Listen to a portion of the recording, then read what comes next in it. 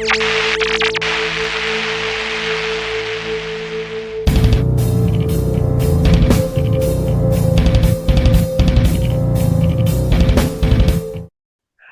everybody. Welcome back to another bonus episode of Horror Talks with Tate. My name is Tate Irons, and I'm the host of the podcast. And today we have another guest here today.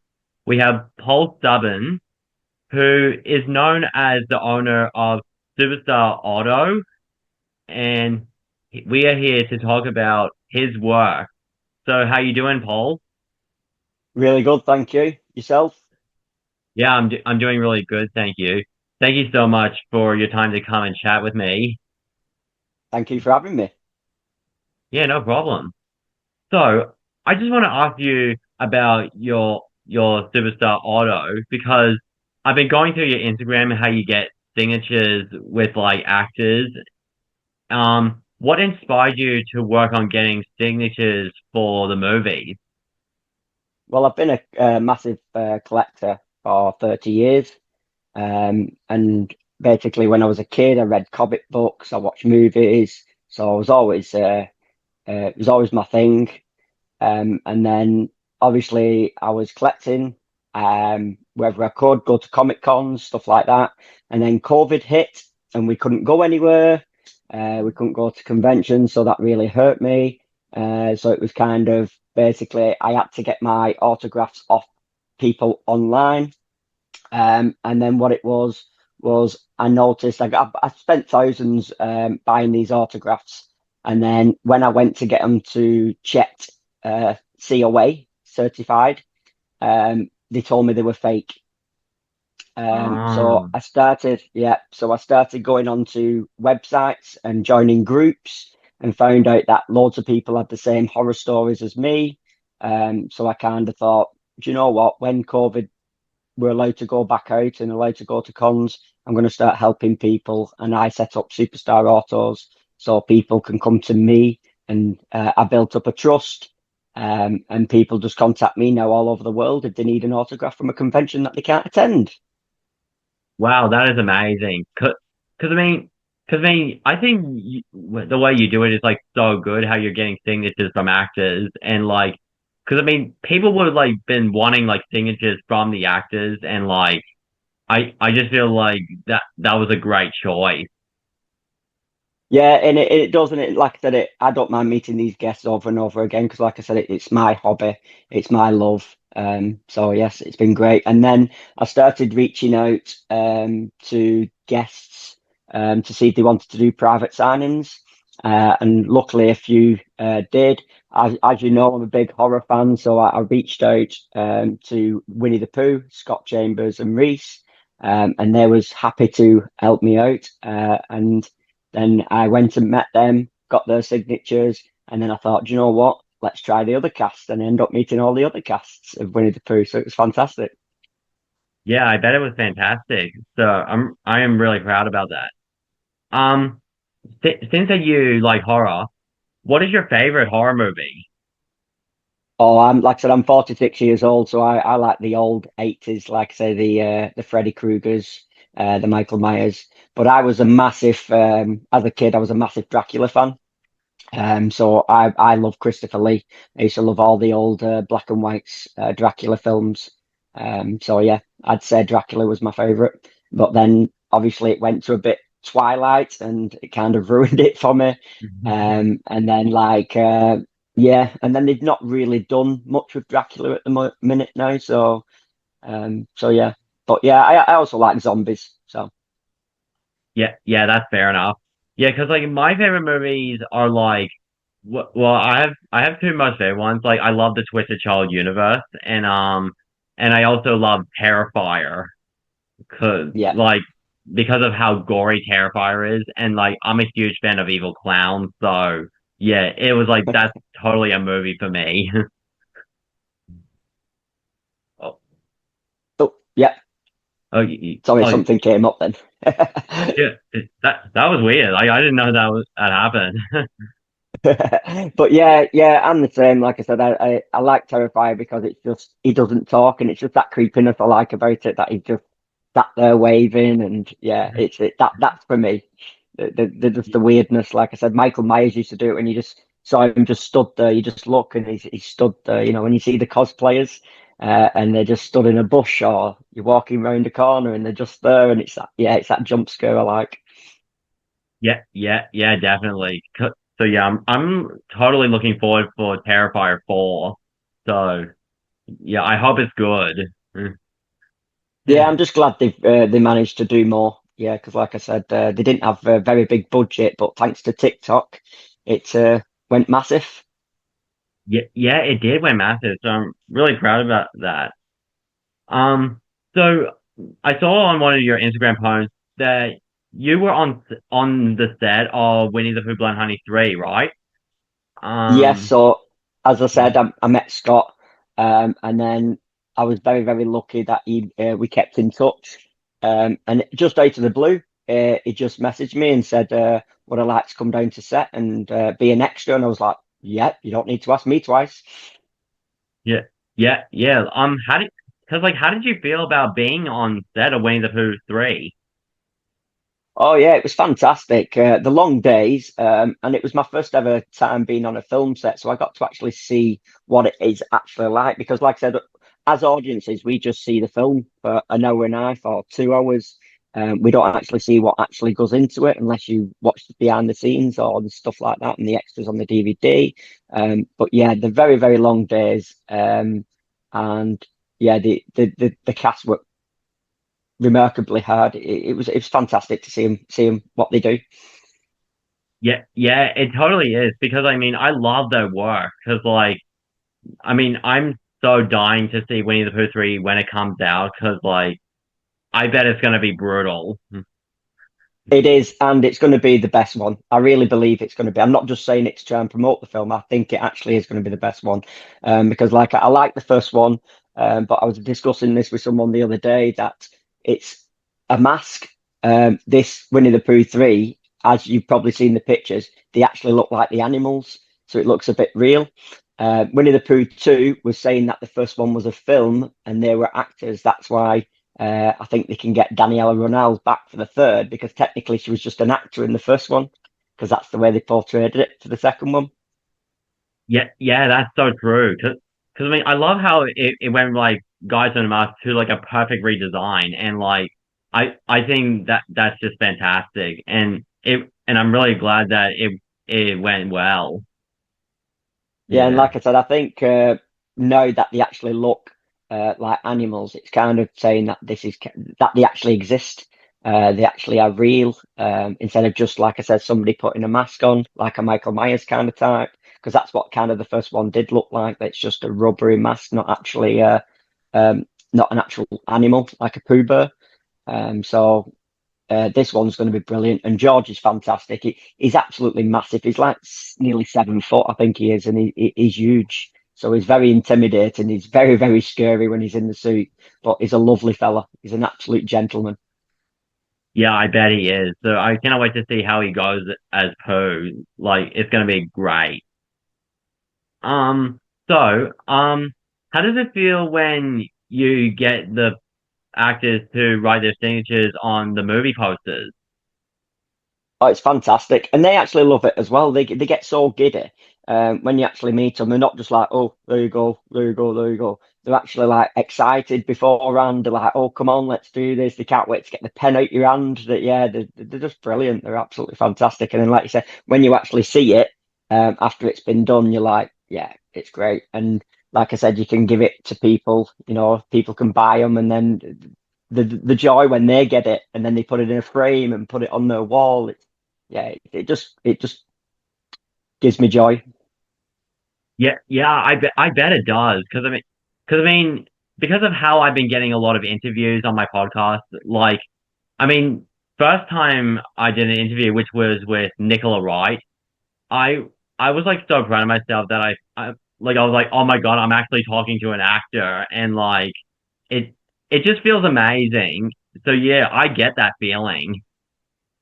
Yeah, it really does. And like I said, they're so nice to meet as well. At conventions, it can be a little bit hectic because they're actually meeting.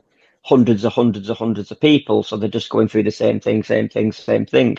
But the private signings and meeting one on one, you can basically chill out, have a cup of tea, cup of coffee, a juice, and just have a little chat, chinwag, and then why the signing. So it's brilliant. And I've been very, very lucky to actually be able to get basically 90% of the Winnie the Pooh cast. Yeah. I mean, I'm really proud of you about that. So it I think it does mean a lot because sometimes I always dream about being part of the Twisted Child universe, but like I just thought it'd be amazing because I mean of how much I love it. Yeah. Yeah, it is. That's what I said. I never set out a plan to say, right, I'm going to be in this universe, or I'm going to. It was just crazy how it all started, and then and then I've met them all. Like I said, Peter Pan, Nightmare Neverlands, Martin Portlock. I've met him. I met Peter DeVusso, Nicola Wright, like you said, Natasha Tassini, Craig David Dowsett. I've met them all. They're brilliant.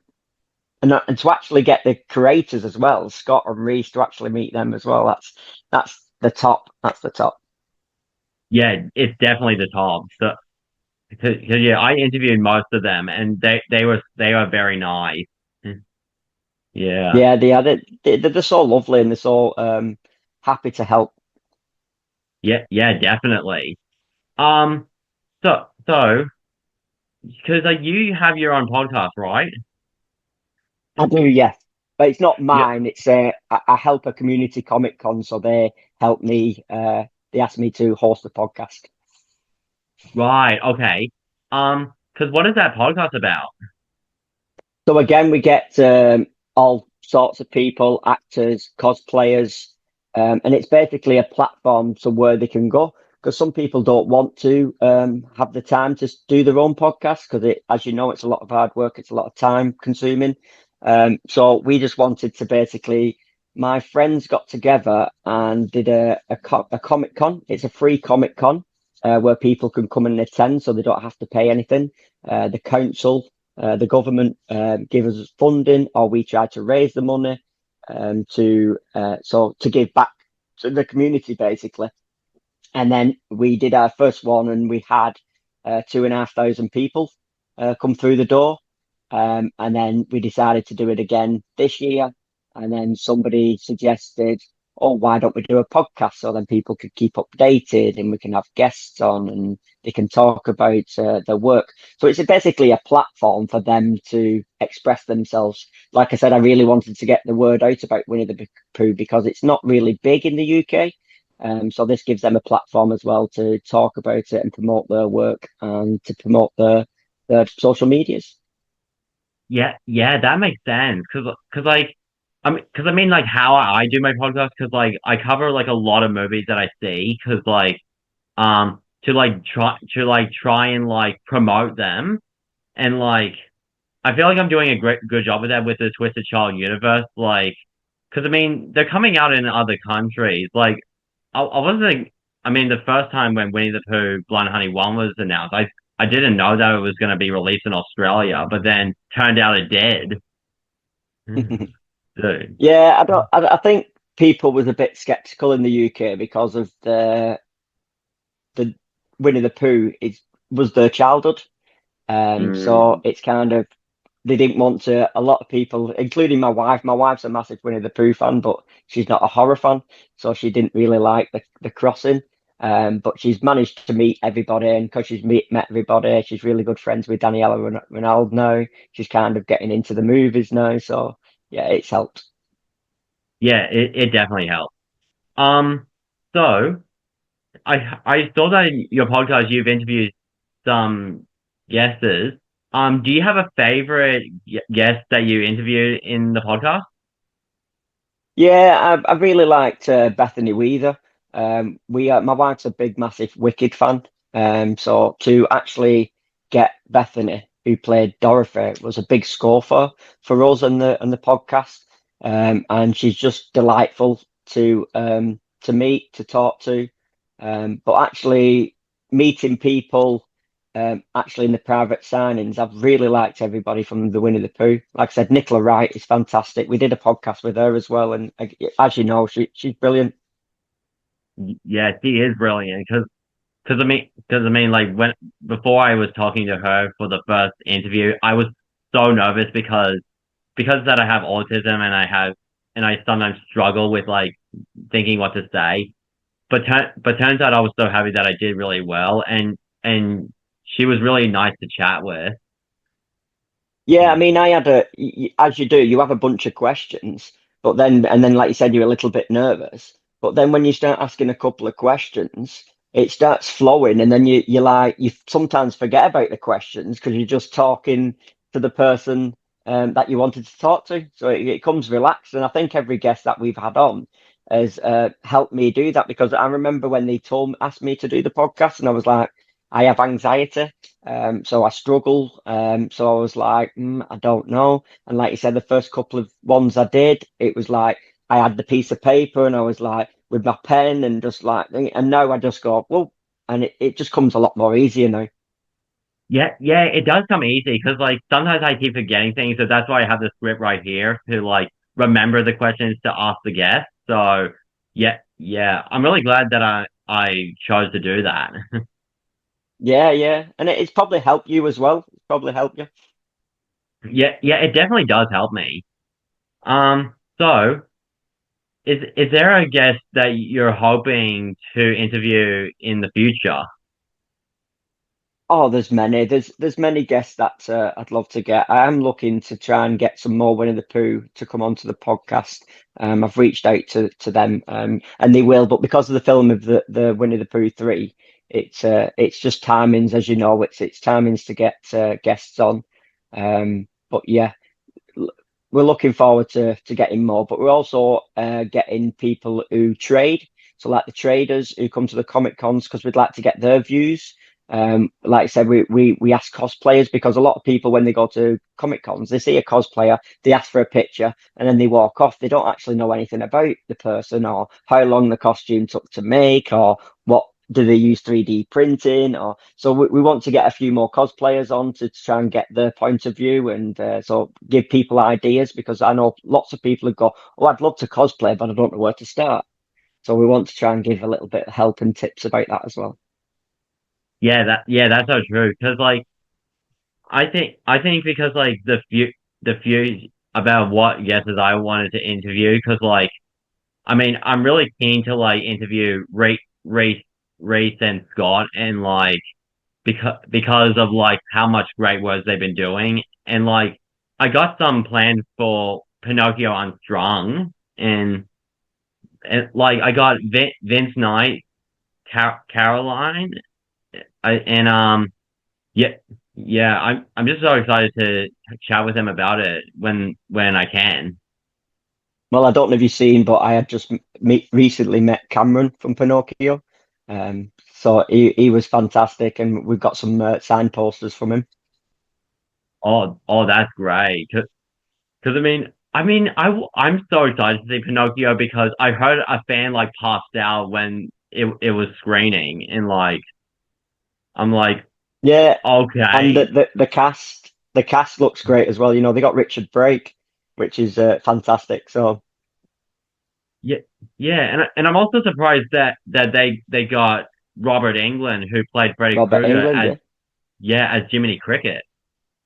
yeah, it's amazing that the kind of guests that they're getting now, actors that they're getting. Yeah, yeah, definitely. Um, so I think I have one more question.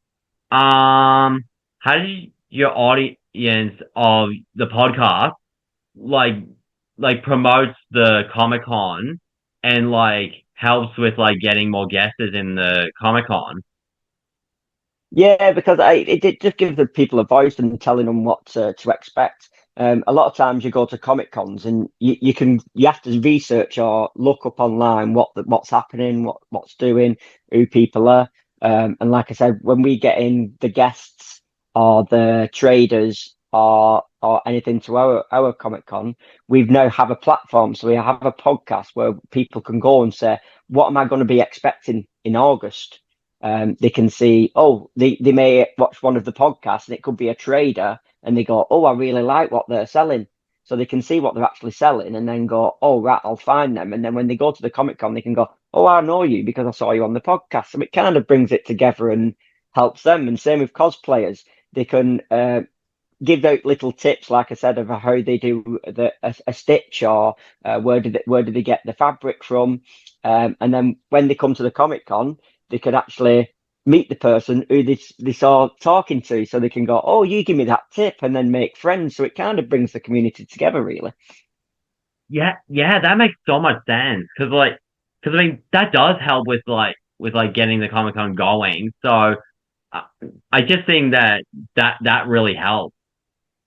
It's also with the guests as well because we've asked the questions to the guest, and then somebody could come see the guest and say to the guest, "Oh, I saw you on the podcast. I really like your interview. Or I really like your answer to that question." Or, "Oh, actually, Paul asked you a question that I wanted to ask you, and I really got the answer, and I really liked it." And it just opens that dialogue with the guest as well.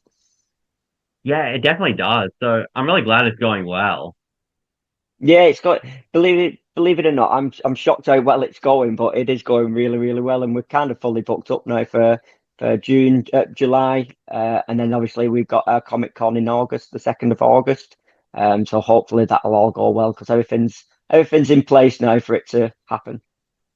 Yeah, yeah, that's so cool. So yeah, I really hope the Comic Con goes well in August. Yeah, Yeah, thank you. yeah, no problem, mate. Well, I guess that's all the questions I got. So yeah, yeah, it was so great chatting with you about your work for Superstar Audio and your the podcast. And like, I bet you are doing a great job and keep up a great work. Thank you. And like I said, anybody can come and check me out, Superstar Autos on Facebook, or check out my Instagram. And I have still a lot more posters to sell, and I'm meeting a lot more guests coming up. So if anybody wants anything, they can just contact me. Yep, you guys heard him. So you guys go check his Instagram and Facebook and and hope you guys get the posters and it'll be a dream come true to get all the signatures. It would, yeah, it would. Yeah. And and if you guys are interested that Winnie the Pooh Blood Honey 3 is coming and he is on set, then I'm so excited that you guys should definitely check it out when it comes out very soon because I know it's gonna be great. Cause and yeah, hope to see it when it comes out soon. Yeah, we need people to go to the cinemas and watch it, because, like I said, or watch it wherever they can.